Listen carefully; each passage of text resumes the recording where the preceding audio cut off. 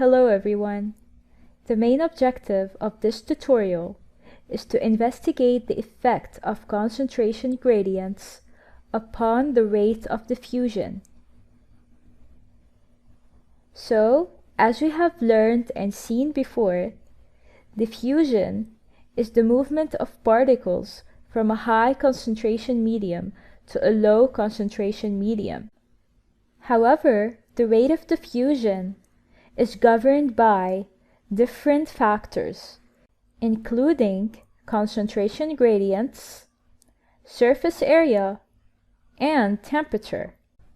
This box right here represents a cell. And as you can see, there's a high concentration inside the cell compared to the outside environment. And actually, the difference between the concentrations between the inside and outside of the cell is called concentration gradient. So there's a concentration gradient between the inside and outside of the cell. Now, the question that arises: could you predict what will happen as a result of diffusion? Yes, the answer is the particles will move from a high concentration medium inside of the cell to a lower concentration medium outside of the cell, down their concentration gradient. Now let us all observe together what will happen if there's a low concentration inside of the cell and a high concentration outside of the cell. Can you predict what will happen as a result of diffusion?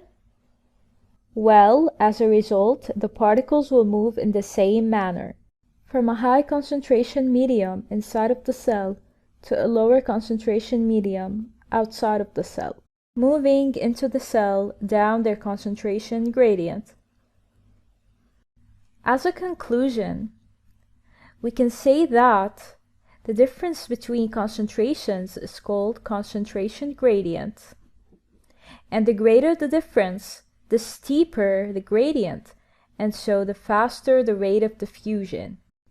Does anybody know what will happen if both inside and outside of the cell were at a low concentration?